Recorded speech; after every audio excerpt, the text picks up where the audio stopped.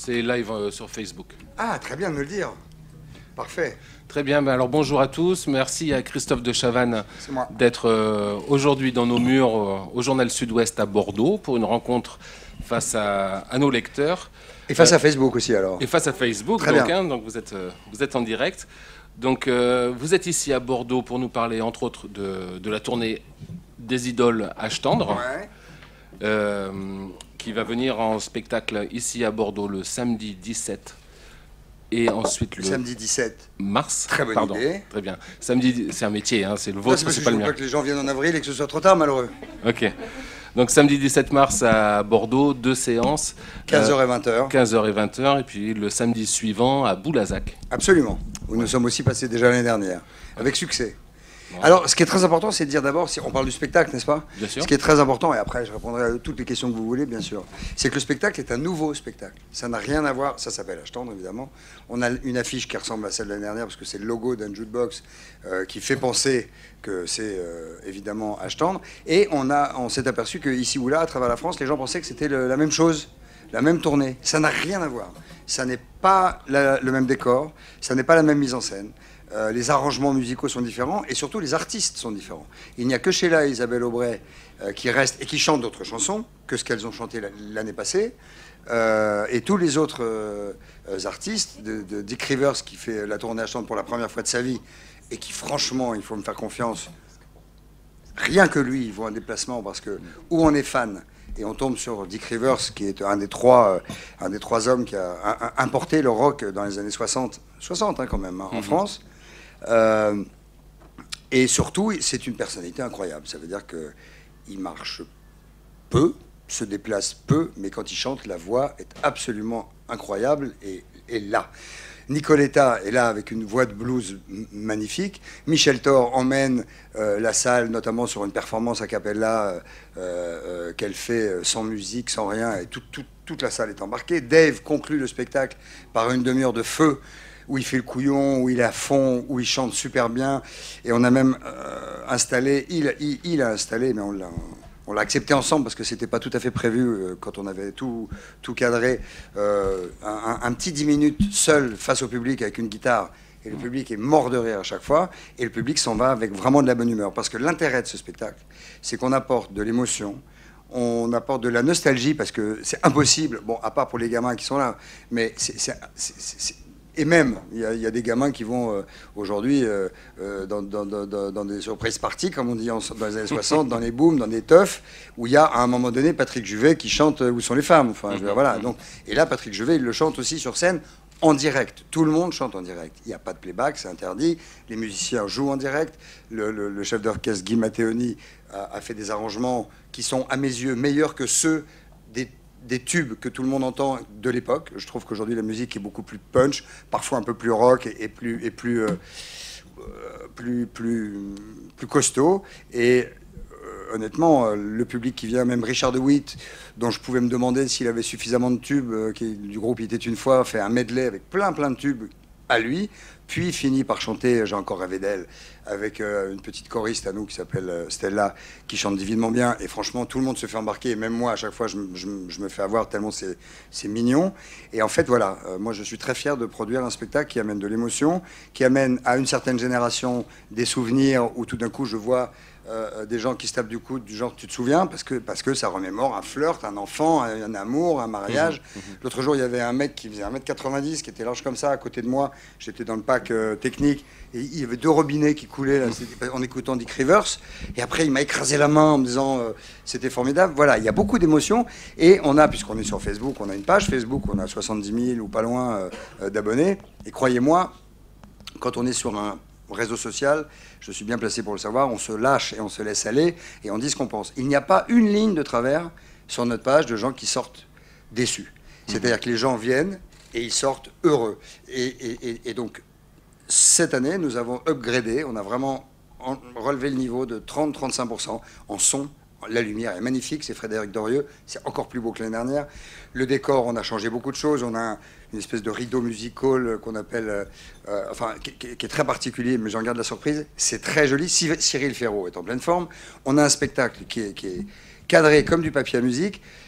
Et la vérité, les gens qui sortent de là, je le vois, ils arrivent, ils sont stressés, ils sont emmerdés, la vie est compliquée, la vie est dure, le climat, les impôts, la société est difficile, on a peur pour soi, on a peur. Et là, pendant 2h30, on oublie tout, ils sortent de là très heureux, les gens. Donc moi, c'est mon but. J'ai fait 30 ans de télé pour partager du plaisir, du divertissement et de l'intérêt. Et là, pour la première fois de ma vie que je fais du spectacle, et après je vous laisse parler, et pour la première fois de ma vie que je fais du spectacle vivant, j'ai le bonheur de voir qu'on a réussi à livrer, c'est-à-dire qu'on livre, et je leur dis d'ailleurs, à la fin, je viens toujours saluer les gens du public, et je leur dis, si vous avez des amis, des copains, de la famille en France, appelez-les, dites-leur quelle soirée vous avez passée, parce qu'à un moment donné, on va passer près de chez eux, quoi, parce que c'est réussi. Justement, vous venez de souligner que c'est la première fois que vous produisez du spectacle vivant avec Coyote Live, la filiale que vous avez créée spécialement à l'occasion. Je suis un peu foufou, hein. J'aimerais qu'on parle de musique. Pourquoi est-ce que ça a été aussi important pour vous d'avoir un orchestre complet sur scène? Parce que moi j'aime les vraies choses et j'aime la vérité. Moi j'aurais sûrement adoré être chanteur, hein, quelque part.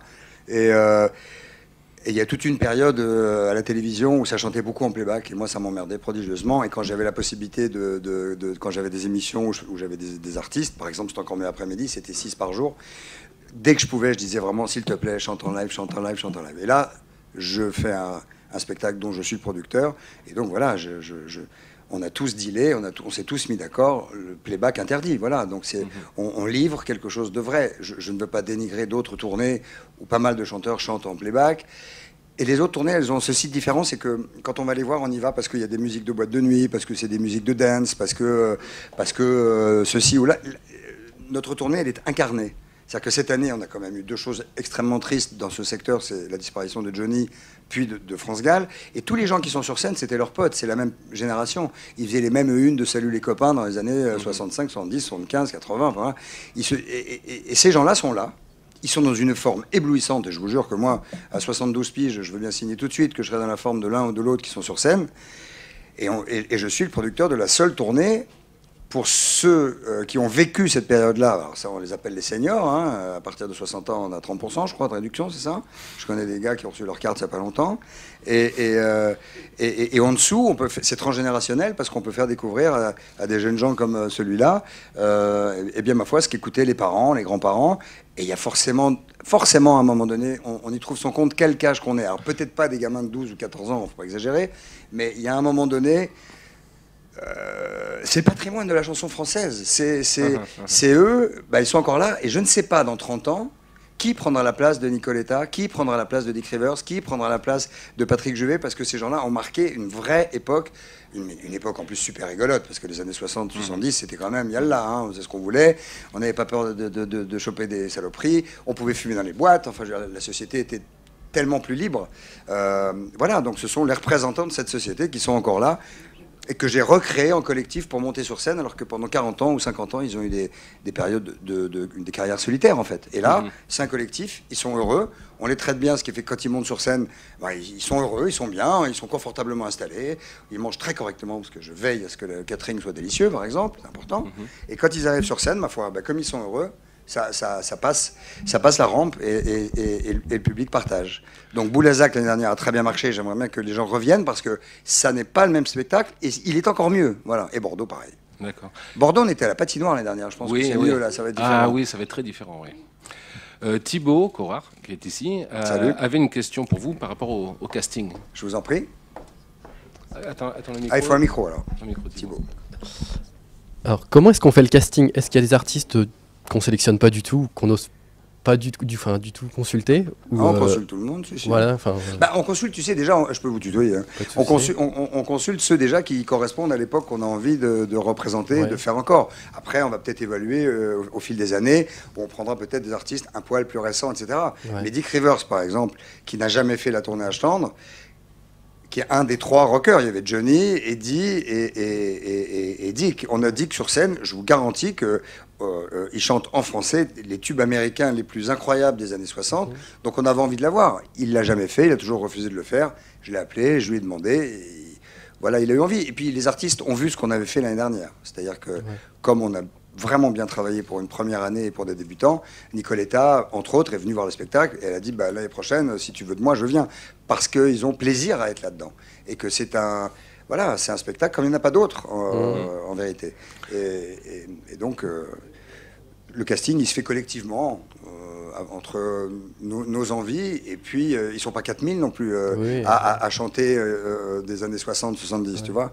Il y en a encore. Et puis l'année prochaine, il y en a par exemple qui auraient pu venir cette année, mais qui étaient occupés à un album ou des concerts partout. Il y a encore de longues années devant nous pour avoir tout le monde. Donc le casting, c'est une envie, l'envie aussi de faire un truc complémentaire, parce que quand tu passes de Nicoletta à Stone, en passant par Patrick Juvet, puis Richard DeWitt, puis je suis en train d'oublier Michel Thor, puis Dave à la fin. Voilà, tout ça est très complémentaire. C'est plus ou moins rock, plus ou moins divertissement. Isabelle Aubray, elle chante du Jean Ferrat, c'est déjà un peu plus soft, mais la salle est debout parce que c'est beau, parce qu'elle chante divinement bien, et parce que ce sont de vrais artistes. Il n'y a pas de trucage de sampleurs de voix. Ce sont des artistes qui ont 50 ans de carrière, 40 ans de carrière. Ils ont tout vécu, du plus petit cabaret aux plus grandes salles. Et là, tout d'un coup, ils chantent devant des milliers de personnes. Donc voilà, je pense que d'abord, ce sont des artistes. Et pourtant, ils ont vendu à eux tous des dizaines, peut-être même des centaines de millions d'albums. Est-ce que c'est difficile de les trouver ou est-ce qu'il y en a qui viennent toquer à la porte? Toquer à la porte, ça serait pas très gentil, mais... voilà, ça, vous savez, c'est un métier où il n'y a pas 12 000 personnes non plus, tout le monde se connaît un petit peu. Moi, j'ai un garçon qui s'appelle Pierre Honda, qui est en rapport avec tous les artistes, avec les agents. Donc voilà, on aimerait bien avoir un tel ou une telle, est-ce que c'est possible, tac, tac. Honnêtement, c'est même plutôt simple, parce que comme ils ont vu, et que le métier, vous savez, ça clac, clac, clac, clac, clac, ça va très vite dans le métier. Si vous faites de la daube, en 3 jours, c'est fait. Hein. Comme ils ont su quelle qualité on faisait l'année dernière, voilà, mais même les dernières, c'était pas très compliqué à monter. Les gens ont envie. Je vais te dire, ce sont des artistes, ils ont envie de chanter, et nous, on leur donne la possibilité de le faire. C'est simple. Ouais. Alors Marie-Claude avait une question à vous poser par rapport au choix de H tendre. Pardon? Au choix de H tendre. Oui. Si vous ne savez pas la question que vous voulez poser, moi, je ne sais pas, je ne vais pas vous aider. Hein. N'oubliez pas de mettre la sucette devant votre bouche. Comme ça. Allez-y. Oui, comme ça. Voilà. Oui, pour savoir si... plutôt que de prendre les années 80. Ah non, je ne fais pas les années 80, moi. Non, je sais bien, mais le choix. H tendre, parce que H tendre, c'était ces années 60-70. Oui, mais la tournée les années 80 marche bien aussi. Oui. Qu'est-ce que vous voulez me dire? Mais non, je voulais vous demander, est-ce que, pour le choix de la... Mais parce que les années 80, elle existe. Oui, voilà. Eh ben, je ne vais pas faire les années 80, parce qu'elle existe. C'est comme si vous me disiez... je ne sais pas quoi vous dire. Pourquoi j'ai choisi H tendre plutôt que... Voilà. Alors H tendre, déjà, j'ai choisi parce qu'un un type que je connaissais est venu me voir en me disant « Je suis propriétaire de la marque, je l'ai racheté, mais je ne suis pas producteur, je ne sais pas quoi en faire. » Et il m'a tellement parlé du truc que je me suis dit tout d'un coup, j'ai jamais fait ce métier. Bon, je ne me suis pas rendu compte de toutes les difficultés, hein, je ne vous le cache pas. Je n'ai jamais fait ce métier, j'adore les artistes. Et pourquoi est-ce que je ne deviendrais pas, moi qui ai fait pas mal de trucs à la télé, après 30 ans, pourquoi est-ce que je ne deviendrais pas artiste producteur de spectacles vivants, comme on dit? C'est la raison pour laquelle j'ai plongé dans cette tournée qui était morte depuis 3 ans. Et qu'on a... alors, la première année, je ne pensais pas qu'elle était morte. Moi, je pensais qu'elle était blessée. Oui. En fait, elle était morte. Donc, il a fallu d'abord la ressusciter, puis la rééduquer, puis la faire marcher, puis maintenant, elle cavale. Voilà. On y va doucement, mais sûrement. Et vous allez voir, et d'ailleurs, vous allez tous venir au spectacle, évidemment, parce que vous allez tous avoir des places offertes par mois avec joie. Vous allez tous me dire, bah oui, tiens, il a raison. C'est pas qu'on n'est pas déçu, c'est que c'est vraiment bien. Mais c'est vraiment bien. Eh bien, ce sera encore mieux. Il n'y a pas photo. Et je vais vous dire, vous ne m'avez jamais entendu dans ma carrière dire j'ai fait une émission formidable. J'ai fait une émission vraiment, je fais un succès épatant, je cartonne, ce qui était le cas. Hein. J'ai vraiment un énorme succès. J'ai jamais ouvert ma bouche. Mais là, je suis très fier de dire c'est formidable. C'est un super spectacle. Je le porte et je le défends. Je traverse toute la France pour l'expliquer. Parce que d'abord, je veux qu'elle perdure. Et que, pour perdurer, il n'y a pas de secret, les chanteurs sont là pour chanter devant des milliers de personnes, et il faut que les milliers de personnes soient là, parce que le nerf de la guerre, vous savez ce que c'est. Le nerf de la guerre, c'est les sous, et il faut que les salles soient pleines. Donc voilà, et je sais, moi, que les gens ne sont pas déçus. Donc je suis là pour expliquer aussi que le spectacle est nouveau. Il n'a rien à voir avec l'année passée. Rien. Juste une précision, quand vous dites vous viendrez tous voir le spectacle avec des places que je vais vous offrir, vous vous adressez aux gens qui sont dans cette salle ou à tous les internautes qui nous regardent en ce moment? Je m'adresse à tous les gens qui sont dans cette salle. D'accord. Vous parliez du... Enfin, cela dit, si on fait un truc sur Facebook avec un concours, j'offre avec grand plaisir une douzaine de places aux internautes. On n'a qu'à dire, je sais pas, faisons une question rigolote, Okay, on va la bien. trouver. Oui. Et puis ceux qui répondent, on leur donne... Il y a où la caméra pour Facebook? C'est où d'ailleurs la caméra? Là-bas? Il y en a 3. Salut Facebook. Ils sont combien à nous regarder? Vous le savez là? Oula. Combien? Vous le savez? Ils sont 3. 107. 107. Bah, dis donc. Va falloir qu'ils appellent les voisins un peu. Vous parliez du nerf de la guerre et de la difficulté de se lancer dans la production de Ah spectacles oui, c'est un métier de vivants. fou. C'est un métier de fou parce que quand vous faites de la télévision, on vous dit voilà, on fait confiance à ton projet, voilà tant, une enveloppe budgétaire et tu produis, tu fais, tu fabriques, et tu as intérêt à ce que ça marche, sinon ça s'arrête. Mais là, il n'y a personne qui vous dit ça. C'est vous qui décidez que ça va valoir tant, que le budget va être de tant. Là, je vous parle quand même de 31 zéniths, hein, ou assimilés, 62 concerts, 4 semi-remorques, c'est des centaines de personnes qui travaillent là-dessus. Donc c'est un pari financier De plusieurs millions d'euros. Ah oui. fulgurant. Voilà, donc c'est très important. C'est très important. Et c'est très important que ça marche parce qu'on y met oui, tellement oui. du cœur, on y met tellement de temps. Je ne savais pas que ce serait aussi chronophage. Quand j'ai dit vas-y, t'as un producteur en face de toi, c'est bon, on y va. J'ai racheté la marque maintenant et on est tous comme des fous. Mes collaborateurs qui ont appris le métier en même temps que moi, parce qu'on ne connaissait pas ce métier-là. Mais on a quand même déplacé notre savoir-faire de divertissement pendant 30 ans à la télévision. On l'a mis sur scène avec de la dynamique, de la rythmique. Par exemple, ce spectacle dure 2h30. Parfois 33, 34, selon que Cyril Ferraud fait un peu plus long ou pas dans ses interventions.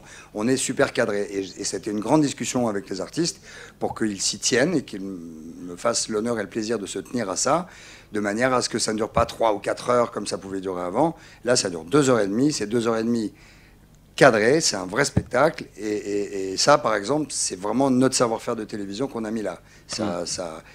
Quand vous faites une émission, vous avez un conducteur, il faut vous y tenir. Quand ça va faire 1 minute 35, il faut que ça fasse 1 minute 35. Pourquoi Cyril Ferraud, justement? Est-ce que vous, en tant qu'animateur, vous n'avez pas été tenté? Et puis, Mais vous disiez tout à l'heure... J'en fais quelques-unes, oui. Cyril, parce qu'il est en adéquation totale avec... D'abord, moi, je ne peux pas tout faire. Et la première année, je voulais vraiment être le producteur qui veille à tout, qui surveille tout, qui travaille comme producteur.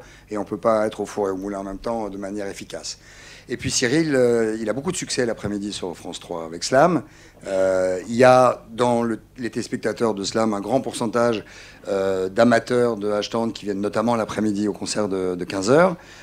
Et lui, il est adoré du public. Et il fait ça en plus, il adore ça, et il adore la chanson, il chante, il est très très très dans son élément. Donc voilà. Mais moi, quand je le présente, je m'amuse beaucoup, mais on fait pas pareil. Moi, je le fais à ma façon, et lui, il le fait à sa façon. Est-ce que parmi vous, il y en a qui ont vu le spectacle déjà? Peut-être. Il y a longtemps. Vous l'avez vu sur une tournée précédente?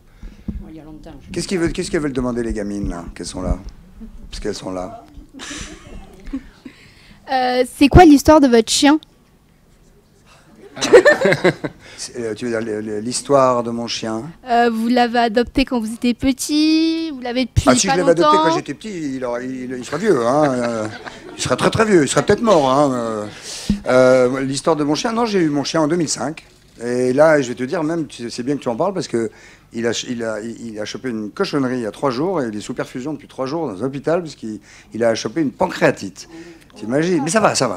Il sera vivant. J'ai une photo, là, on m'a envoyé une photo de lui tout à l'heure, tout va bien. Voilà. Mais l'histoire de mon chien, non, je ne l'ai pas eu quand j'étais petit, mon chou. Hein. J'ai un peu plus de 30 ans, comme tu peux le voir. Donc, c'est rare que les chiens aillent jusque-là. Allons-y. Alors, si vous êtes là, il y a le petit à lunettes là-bas, le premier de la classe, là, vas-y, au fond. Vas-y, mon pote, pose une question. Vous avez rien préparé, c'est pas sérieux. Attention. La panique se lit sur ton visage. Non, mais il ne sait pas quoi dire, il n'a pas le micro dans la bouche. Allez-y, monsieur, posez-la la question, si vous avez quelque chose à demander. Je suis là. Pas forcément de questions. Par contre, un remerciement, parce qu'il est vrai que dans le monde artistique, quand on est, on va dire, au sommet du succès, en effet, il y a des adorateurs, tout fonctionne, et ensuite, on passe le chemin, et beaucoup de personnes sont ignorées. Et notamment, il est vrai, c'est bien de mettre en avant l'attitude de Dave, parce que c'est vraiment quelqu'un, que ce soit devant et derrière, mais extraordinaire. Non seulement il est extraordinaire, il est très intelligent, il est très drôle. Je vous garantis que j'aimerais bien avoir sa tronche quand j'aurai son âge. Et ce qu'il fait sur scène est absolument remarquable. Remarquable. Moi, c'est d'abord un copain avant que je vois ses performances sur scène. Et là, j'ai découvert un artiste, mais alors, multicasquette, très drôle, qui embarque la salle. Il serait tout seul, déjà, ça vaut le coup de venir. Mais il n'est pas tout seul.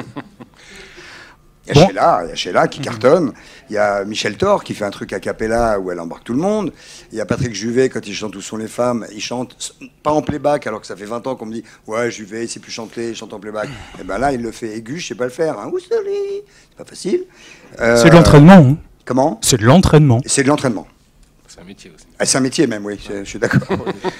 D'ailleurs, ce serait d'un grand service, la prochaine fois aux grosses têtes, de faire chanter Elise Moon de ma part. Ah oui, mais moi je ne suis jamais avec Elise Moon parce que... D'accord, non, pas besoin de plus. Ensemble sur le même plateau. Je sais pas pourquoi. Est-ce que vous avez d'autres velléités ou d'autres envies de production de spectacles vivants ? Oui, mais je vais d'abord carpe diem, je vais d'abord faire en sorte que celui-là soit un vrai succès cette année. La première année était très difficile, je vais vous dire la vérité. On a fait novembre-décembre. Je pense que les gens avaient à moitié confiance. Il y a plus de 3000 personnes qui avaient acheté leurs billets à l'époque, qui n'ont pas vu le spectacle. Et j'ai donné, moi, immédiatement, à ces plus de 3000 personnes des billets pour qu'ils aillent voir le nouveau spectacle, le mien. Pour qu'ils puissent, 3 années après, être honorés de ce qu'ils avaient acheté, même si ce n'était pas à moi qu'ils l'avaient acheté, et pour redonner confiance aux gens et pour qu'ils voient ce que c'était. Donc novembre-décembre a été compliqué, c'est-à-dire qu'on ne remplissait pas, vous savez, il y a ce qu'on appelle un break, c'est-à-dire qu'en dessous d'un certain nombre de spectateurs dans la salle, eh ben, on perd de l'argent, c'est comme ça. Donc novembre-décembre, on ne remplissait pas, donc c'était très très angoissant. Et janvier-février, on a fait un énorme carton où tout était plein, on a fait des 7-8 000 à Nantes, à Rennes, au Mans, etc. Mais ça n'a pas tout à fait suffi pour équilibrer la complexité du départ. Donc j'y suis retourné une deuxième année parce que j'aime ça, parce que je suis un entrepreneur, parce que je suis volontaire, parce que j'y crois, parce que je suis le producteur de la seule tournée pour les plus de 50 ans, et les plus de 50 ans, on est quand même quelques-uns, et que ce sont des véritables artistes et que je les respecte en tant que tels. Donc maintenant, après, il y a un moment donné, si vraiment on s'aperçoit à la fin de la deuxième année que je suis comme ça, malheureusement, je ne fabrique pas les billets, donc je pourrais plus. Mais c'est pour ça que je me bats, c'est pour que les gens viennent, parce que les gens, les publics, celui qui part, ils viennent, il y a des dames avec des larmes aux yeux, il y a des mecs avec des larmes aux yeux qui me serrent la main, qui me disent merci, qui trouvent vraiment du plaisir dans ce spectacle. Donc je le répète, c'est un nouveau spectacle. Pardon, mais c'est primordial que je fasse passer ce message. Bien sûr. Ce break, justement, dont vous parlez, ça veut dire combien de spectateurs sur l'ensemble de la tournée ? Plus de 100 000. Enfin, c'est beaucoup. C'est énorme. Non, c'est un investissement énorme. Vous voulez pas me dire le budget du spectacle ? Non, parce qu'on ne rentre pas dans des considérations financières. C'est tellement gigantesque. Non, c'est pas secret, mais c'est tellement gigantesque que c'est un peu effrayant. Et après tout, je dis que c'est mon problème, c'est mon risque, et c'est moi le barjot. Mais même les chanteurs, ils me disent t'es taré. Parce que c'est très dangereux, parce que si on ne remplit pas les salles, c'est très dangereux. Eh bien, moi, je prends le pari qu'on les remplit, parce que ce qu'on fait est magique et magnifique, donc voilà. L'ambiance en tournée dans les loges, c'est la grosse déconne ou... Top. Je veux dire, il y a plein de gens qui me disent alors, les égos, les machins, c'est canon. Ce sont des gens qui ont fait 40 ans de carrière solitaire, ou 50. Tout d'un coup, moi, je fais le lien pour qu'on fasse un collectif. On déjeune ensemble, on dîne ensemble, on boit des coups, ils chantent. Ils sont tous ovationnés de la même manière, ce qui est extraordinaire, parce qu'il y a quand même dans la salle des groupes qui viennent pour Sheila, des groupes qui viennent pour Dick Rivers, d'autres gens qui viennent pour Michel Thor, d'autres qui viennent pour Nicoletta, d'autres qui viennent pour Patrick Juvet, et chacun d'entre eux, quand ils rentrent sur la scène, est applaudi de la même manière. Donc ça, c'est très agréable. Donc c'est bienveillant. Moi, je suis un mec bienveillant, donc j'ai envie de partager ça. Et j'ai envie que la bienveillance passe entre les artistes et le public. Et il n'y a pas d'embrouille. Et Michel Thor, avec qui j'ai fait une radio, très honnêtement, j'étais pas un amateur de Michel Thor forcément il y a quelques années. Si on m'avait dit tu vas être producteur de Sheila, de Michel Thor, de Patrick Juvet, de machin, j'aurais dit pas du tout. Et là oui, et je suis très heureux de le faire parce que ce sont de vrais artistes. Alors après, les artistes, ils ont leur personnalité, ils sont différents, ils sont chacun. Mais là, honnêtement, il y a même des artistes dont je sais qu'ils s'entendaient moyennement et qui, là, grâce à notre chemin, là, s'entendent très bien. Et chaque applaudissement que reçoit l'un booste l'autre. Et puis c'est pas un chapelet d'artistes qui s'enchaînent sur une scène, c'est une mise en scène, c'est des fondus au noir, c'est une choriste qui arrive du fond pour chanter J'ai encore rêvé d'elle avec Richard de Witt, c'est les musiciens qui s'en vont pour laisser Michel Thor. Voilà, il y a des lumières absolument magiques. C'est Frédéric Dorieux qui fait toutes les belles lumières de toutes les grandes émissions de télé. Voilà, ce sont des gens qui viennent en plus et qui sont des copains. Et tout le monde est payé, mais tout le monde fait des efforts. Vous avez réussi à créer un esprit de troupe. Mais carrément. Alors moi je dis un collectif parce que je trouve que c'est sympathique. Mais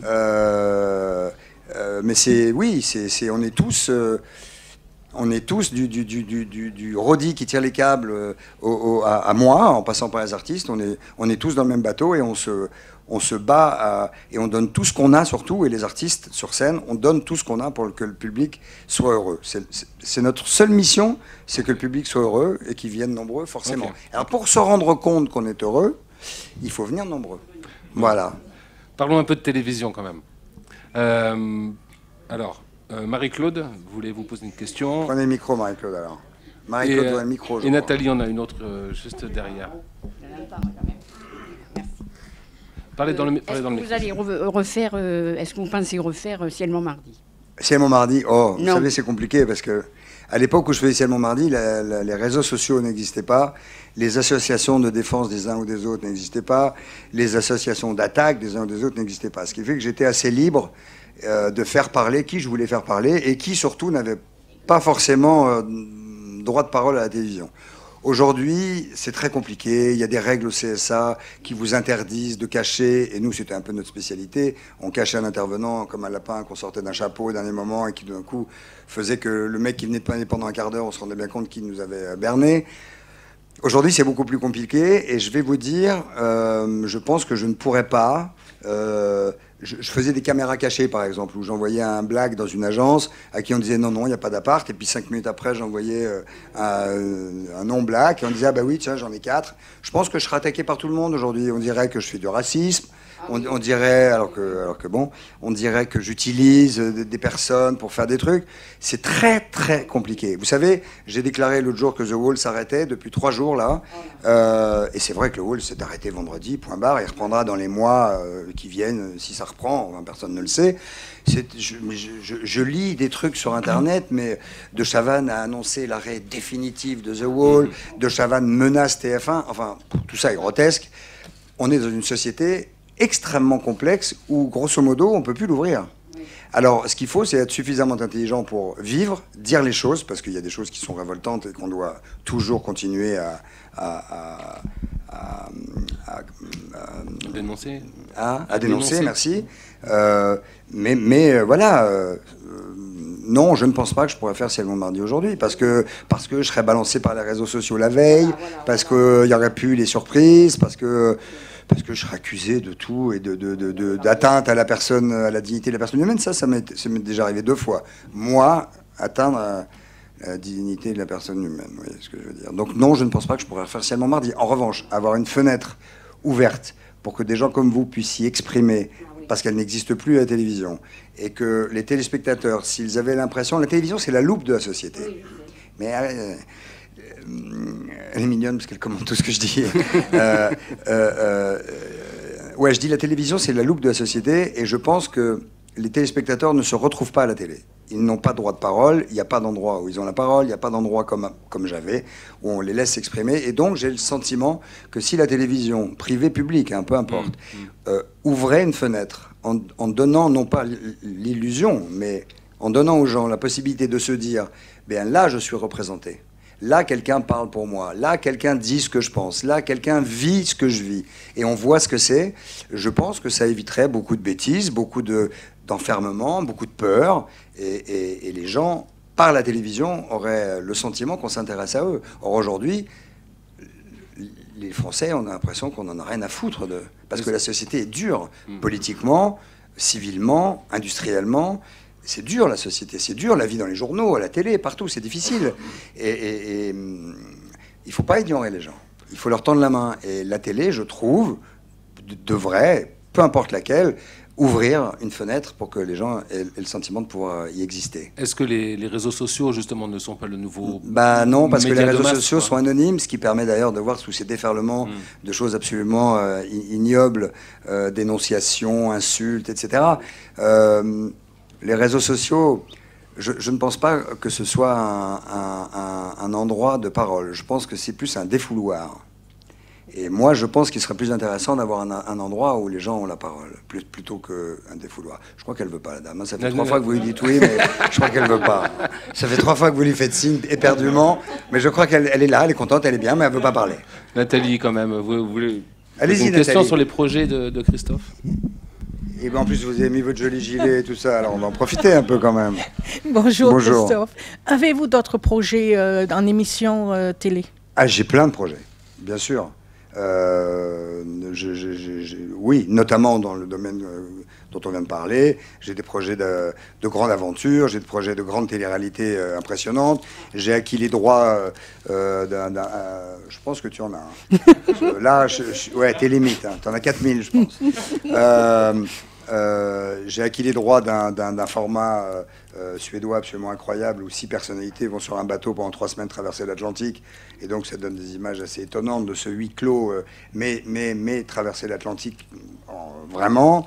Oui, on a plein de formats. Et puis j'ai une société qui s'appelle Coyote avec des camarades qui bossent avec moi, dont on a un service de développement et on a plein d'idées, bien sûr. Et pour moi aussi, plein d'idées, bien sûr, dont je ne vais pas vous parler ici.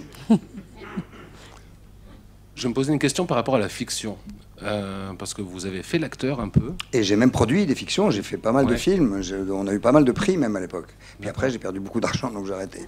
D'accord. Voilà. Et en tant que comédien par exemple moi j'adore rejouer, mais vous savez on est dans un pays... on n'est pas aux États-Unis. C'est-à-dire qu'aux États-Unis, un type qui a du talent, il peut tout faire. Il peut présenter les Oscars, il peut jouer dans un film, il peut présenter un talk show, il peut aller dans une émission de divertissement et de déconne, etc. En France, c'est plus compliqué. Et je pense que depuis que j'ai tenté l'aventure pour 6 semaines de faire animateur de jeu, c'était il y a 10 ans, alors que je me suis dit, je vais le faire 3 mois à peu près, je vais le faire 2-3 mois, je vais m'amuser 2-3 mois parce que je l'avais jamais fait. Et après, j'étais un peu enfermé là-dedans, mais je m'y suis amusé comme un fou parce que j'aime être avec les gens. Donc faire un jeu avec des candidats, j'aime ça parce que j'aime être avec des gens.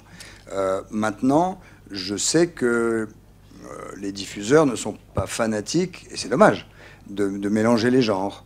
On m'a proposé un jour un film que j'ai lu, un scénario que je trouvais vraiment drôle, super mimi, et j'avais vraiment envie de jouer le rôle. Et le producteur m'a dit OK, banco, et puis après il m'a appelé, il m'a dit bah non, le diffuseur veut pas, voilà. Donc, de toute façon, je vais vous dire, moi j'ai une grosse patate. Je connais mon métier, je crois, par cœur, et j'aime le faire. Et je pense qu'à un moment donné, d'une manière ou d'une autre, ou je monterai sur scène, ou je jouerai la comédie. De toute façon, je vais refaire de la télé, évidemment. Enfin, ça se pose même pas. Donc, mais faire l'acteur, vous savez, il y a des gens qui le font beaucoup mieux que moi, quand même. C'est ça que je me dis quand je les vois. Alors moi, j'ai des copains réalisateurs qui me disent non, tu joues très bien. D'ailleurs, on a un projet, on écrit, ta. Moi, quand je vois Alain Chabat, par exemple, pour ne parler que, ou Yvan Attal, ou des copains comme ça qui jouent, je me dis que si je jouais, j'aimerais jouer comme eux. Mais j'aimerais. On arrive presque à la fin. Donc, si vous voulez poser une dernière question, ou Christophe, si vous voulez poser une question à nos lecteurs, vous êtes le bienvenu aussi. Mais moi, je poserais bien une question aux gamines pour savoir ce qu'elles font là. Derrière vous, hein, madame, hein, pardon. Quel âge vous avez les filles? 14 ans, d'accord. Donc vous êtes là pour me voir, pour discuter, pour un selfie, qu'est-ce que vous voulez? Selfie, c'est 5 €. Hein. Ah, vous êtes en stage ici? Ah, ok, cool, très bien. Vous êtes en 3e alors? Oui. Ok, d'accord. Pas une question, rien, que dalle? Les internautes, il n'y a pas d'internautes qui ont une question par votre intermédiaire, les gars? Non? Ils sont combien? Ils sont partis tous? Ils sont tous partis. Ils sont là. Et ils sont pas. Ah, il y en a 2 qui se sont barrés. Ah. Ok. Bordelais, tout le monde? Non. Tu es d'où, toi? De Libourne. De Libourne, ça se voit. Il y a 30 bornes, quand même, bien sûr. Bon, merci beaucoup, Christophe de Chavannes. Avec plaisir. Merci de m'avoir accueilli. Je vais faire le Je vais faire comme vous faites à la télévision. Âge tendre, la tournée des idoles, c'est le samedi 17 mars à Bordeaux, à la Métropole Arena. Oui, Métropole Arena, c'est tout neuf. Hein. C'est tout neuf, ça a été inauguré il y a 2 semaines. Il paraît que c'est formidable. Ça sonne très très bien. Eh bien, il faut vraiment venir parce que jamais déçu. Je vous jure, c'est tellement plaisant de pouvoir dire ça. Les gens, les milliers de gens, hein, parce qu'on a commencé il y a quelques semaines, qui sont venus, aucun n'est déçu. Il suffit d'aller sur la page Facebook, c'est très facile. Vous allez voir, ils sont des milliers à témoigner. Et croyez-moi, arrivé à un certain âge, quelquefois, on balance facilement, hein, les filles. Hein, on y va, hein, on s'emmerde pas, on se retient pas, on dit c'est de la daube. Eh bien non, personne ne se plaint. Donc c'est vraiment très bien. Concert à 15h, concert à 20h. Et je serai vraiment content de vous y voir nombreux. Et les artistes aussi. Et le samedi suivant, le 24 mars, à Boulazac. Au Palio à Boulazac. Ouais. Merci Christophe de Chavannes. À très bientôt, merci beaucoup. Bonne journée.